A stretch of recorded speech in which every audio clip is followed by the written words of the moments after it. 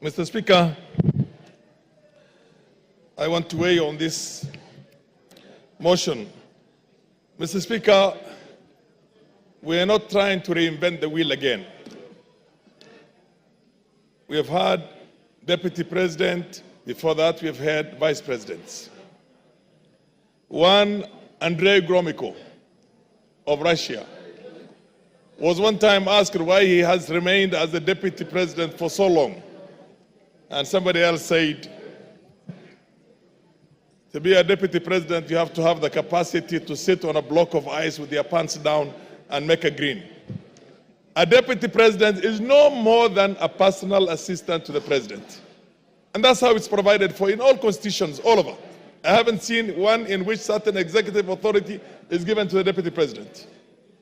In the US, if you remember very well, when John F. Kennedy was the president, there was a brother of John F. Kennedy who was Attorney General, who was called Bobby Kennedy. Bobby Kennedy literally did not think Lyndon B. Johnson was anything. But Lyndon B. Johnson kept tight, watched his cool, and later on he became the president of the US. In our own country, Mr. Speaker, can you protect me from our friends? In our own country here, I know many of you are not my age, you're younger than me, but a good number of you are also either my age or slightly older. When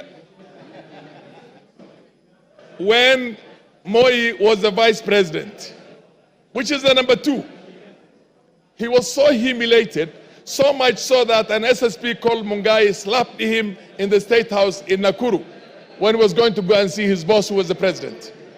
He did not complain publicly, he did not complain privately, he just went about his business. If you remember very well, when Kibaki was the deputy vice president of this country, which is number 2, he was dropped from being the number 2 and appointed a minister for health in the Moi government. He went to the president, thanked him for giving him the opportunity to be his vice for 11 years. Mr. Speaker, can you protect the House? It's too much sound. Let's go on. He thanked him for giving him an opportunity to serve as his assistant or as the vice president for 11 years and took up his job as the minister for health with a gusto and did a fantastic job as one of the best health ministers we have had in this country. Mr. Speaker, many people have been deputy presidents or vice presidents or number 2 in the executive here. I am glad I have been vindicated because about a year ago, I had said that Rigathi Gachagua is the worst number 2 in the history of this country.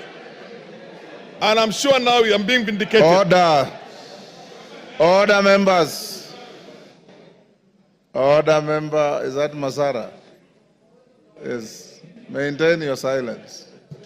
Carry on. I said exactly 1 year ago, Rigathi Gachagua is the worst number 2 in the history of this country, whether a vice president or a deputy president. I'm glad I'm vindicated today. I remember when we had almost a collapse of the state and the nation in 2008, and we had the national accord on the floor of this House, and you were also a member of parliament. Raila Odinga was made the prime minister of this country. There was Raila Odinga, and there was also Kalonzo Musyoka, who was the vice president.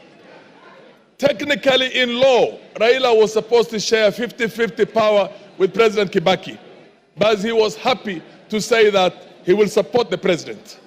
And he supported the president until the term was over. I mean, that is what it's supposed to be. Here is somebody who literally, when this country is on the brink of certain serious problems, goes to Mombasa, and many of us believe that he was part of the so-called whatever, the riots that were there and the goons that attacked parliament. And then he creates a parallel press conference in Mombasa in which he castigates the policies of his own boss.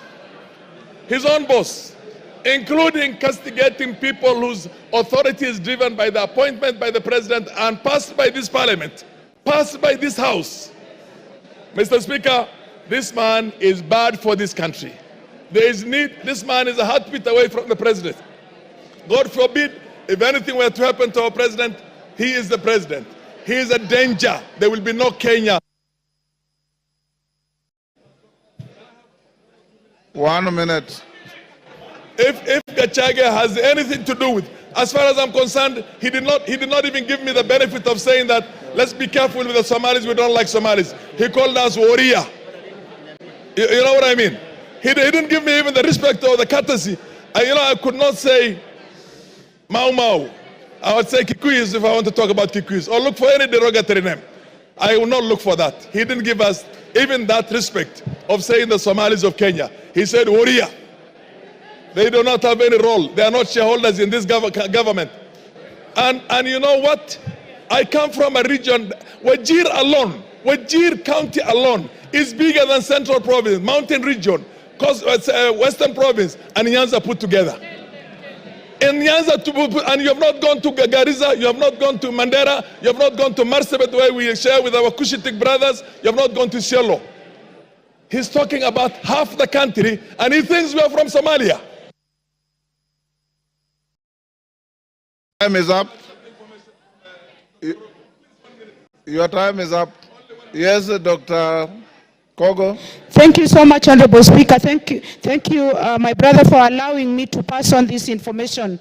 Apart from what you have said, Mheshimiwa, the Deputy President of the Republic of Kenya is on record for insulting women as Malayas. And I want to go on record. He said that the one and only beautiful Honorable Jematia is a Malaya. And somebody can negate that, and I have to say it. I thank you so much, Honorable Speaker. Yes, your time is up. Give him 1 minute. Okay, yeah, 1 minute. Mr. Speaker, Speaker. Yes. This country belongs to us all. This country belongs to all of us. If you try to marginalize me, and tomorrow I take up arms and decide to fight that, do you think there will be Kenya? Do you think 100,000 Somalis taking arms, there will be Kenya? Or 50,000 Turkanas? Or Sabaots? Or Pokots? This man is playing with this country. We shall not have stability, Mr. Speaker. We must have a country in which we all feel that we are loved and we are equals. Equals. Mr. Speaker, I support this motion of impeaching Gachagua. Let's do it the fastest possible, and we should never have somebody like him in future in any position of leadership. Mr. Speaker, we are all equals in this country. There's nobody who's more equal. We fought for independence. All of us fought for independence, although some will want to try and hide the... Your time is up. Member for Turkana at the back. That is who? Emade.